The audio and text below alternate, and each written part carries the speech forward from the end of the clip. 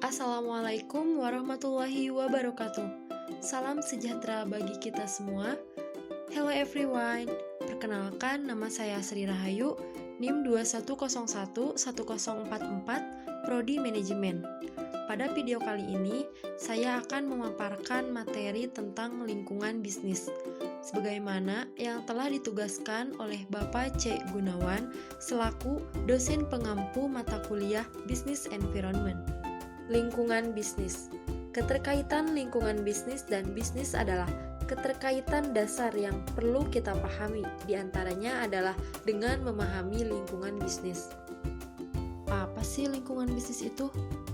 Nah, penjelasannya ada di next slide ya guys. Jadi untuk kalian, jangan lupa untuk terus nyimak video ini. Enjoy your video. Pengertian lingkungan bisnis. Ada dua pendapat para ahli.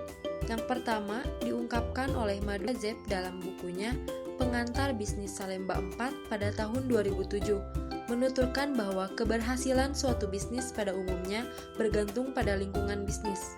Kedua, diungkapkan oleh Murti Sumarni dan John Soprihanto dalam bukunya Pengantar Bisnis. Dasar-dasar ekonomi perusahaan lebih menyebut lingkungan bisnis dengan term lingkungan perusahaan. Dari beberapa teori pengertian lingkungan bisnis di atas, maka dapat disimpulkan bahwa lingkungan bisnis adalah segala sesuatu yang mempengaruhi aktivitas bisnis dalam suatu organisasi yang menjadi faktor dasar bagi keberhasilan dan kesuksesan sebuah bisnis. Selanjutnya, komponen-komponen lingkungan bisnis. Lingkungan bisnis juga dapat diklasifikasikan menjadi dua bagian. Menurut sebagian pakar ekonom, yaitu lingkungan internal dan lingkungan eksternal. Lingkungan internal dalam sebuah bisnis dipengaruhi oleh faktor-faktor yang meliputi: pertama, manusia. Manusia di sini sebenarnya tidak hanya berperan sebagai tenaga kerja di perusahaan, namun juga berperan sebagai konsumen dari produk perusahaan. Kedua, uang atau modal, yaitu sejumlah uang atau barang yang dibeli dengan uang tersebut untuk membuat produk yang lain. Ketiga, material atau bahan baku.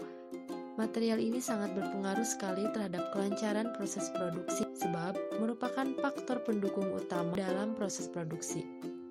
Keempat, machine atau perlengkapan peralatan penunjang faktor produksi sebuah perusahaan. Yang kelima, metode, yaitu merupakan suatu pelaksanaan kerja produktif, misalkan pengambilan keputusan, ide atau inisiatif, dan pemikiran yang kesemuanya itu ditujukan agar pengelolaan sumber ekonomi dapat berjalan lancar.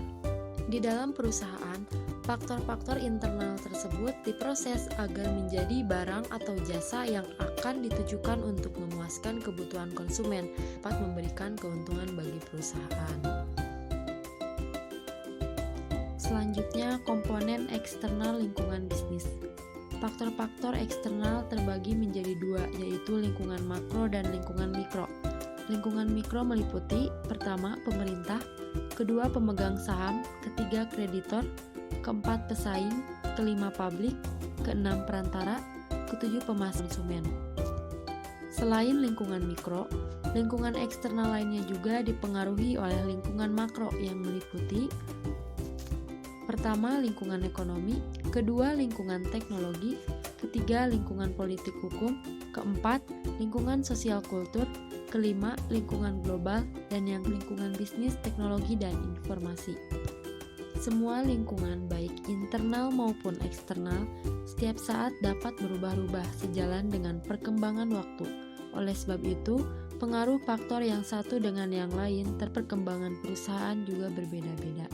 Selanjutnya, sikap pebisnis dalam menyikapi lingkungan bisnis yang semakin dinamis. Pengamatan terhadap perubahan dan kompleksitas lingkungan membuat para manajer memanfaatkan lingkungan yang berubah dengan 3 langkah, yaitu yang pertama, pengamatan lingkungan, kedua, menerjemahkan faktor-faktor lingkungan, ketiga, menghadapi ancaman dan kesempatan. Nah, jadi seperti itu ya teman-teman penjelasan mengenai pemaparan materi tentang lingkungan bisnis. Semoga apa yang sudah saya jelaskan bisa bermanfaat untuk semua. Terima kasih. Wassalamualaikum warahmatullahi wabarakatuh.